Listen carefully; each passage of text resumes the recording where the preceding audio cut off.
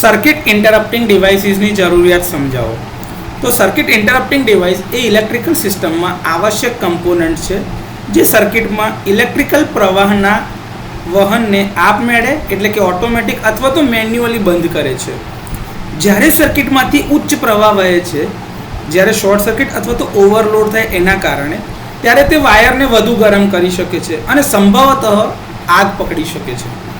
Circuit interrupting device સર્કિટને break કરે છે જેથી સાધનોને નુકસાન ન થાય અને આગના જોખમો ઓછા થાય. આ ઉપકરણો જો કોઈ ખામી સર્જાય તો કરંટને બ્રેક કરીને લોકોને ઇલેક્ટ્રિક શોકથી બચાવે છે.